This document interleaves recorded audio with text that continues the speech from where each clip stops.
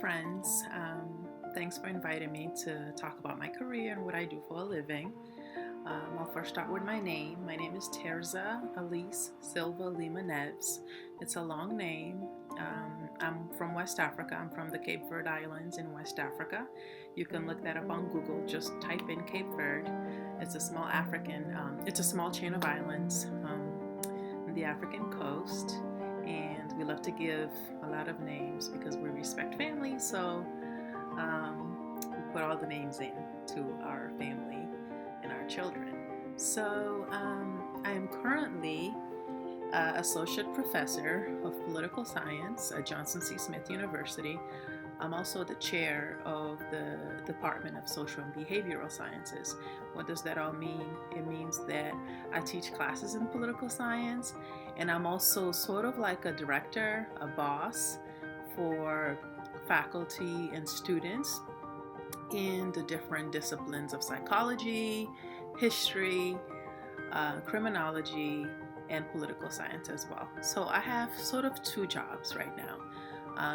The first job is to teach and mentor my students, and then the other job is to make sure that I complete paperwork, that I hire faculty, faculty meaning teachers to teach my classes, and also to make sure to communicate with all the students in those different majors to make sure that everybody's happy, right? And the teachers as well. And so right now, you're not in high school yet, but when you get to high school, you'll start to think about some of the things that you want to do as you get older, what you want to be. And if you do choose to go to college, you'll decide what you want to study. So my job is to sit down with you, help you to think about what you want to study, what major, and to help you become a successful citizen of the world. How did I get to where I am today? So I have an undergraduate degree. So I have a Bachelor of Arts degree in political science and Black studies. And then I have a master's degree in political science. And then I have a doctorate or PhD in political science as well. So that may sound like a lot for you. It really was, because with anything that we do, we have to put a lot of work into it. But it didn't really feel like work, just because it was my passion. Since a little girl, I knew that I wanted to do whatever I could to help students, to help young people, to be around young people, because I had such great teachers. I had really awesome teachers while I was in Cape Verde. My family and I moved here when I was 13 years old, when I was a teenager. We moved here from Cape Verde to the state of Rhode Island. And from Cape Verde to Rhode Island and to college, I had really, really awesome teachers who poured so much support into me. And so I think that's one of the reasons why I became a teacher, a professor, right? So that's the fancy word. So I received my Bachelor's of Arts degree from Providence College. It's a small school in Providence, Rhode Island. And then I moved all the way to Atlanta, Georgia, to go to Clark Atlanta University.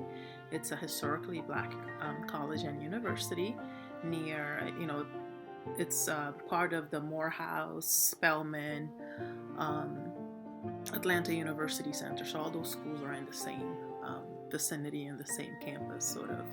So that's where I went to school. It takes a long time to become a doctor, a professor, but it was absolutely worth it, because if you're passionate about something, you'll work hard at it, and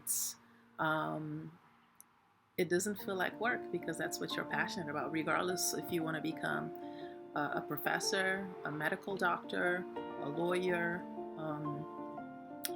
a manager at a restaurant, if you want to go into any sort of profession, you just have to have passion.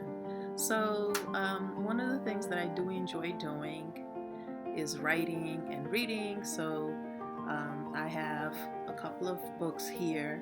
So this is what I do now. Not only do I teach and help professors and students kind of live their best life, but I also write. So I write chapters for books. So this is one of my favorites, this bridge called My Back. I know this is a little bit too much for you right now, but I just wanted you to kind of see some of the books that I enjoy reading and I enjoy looking at.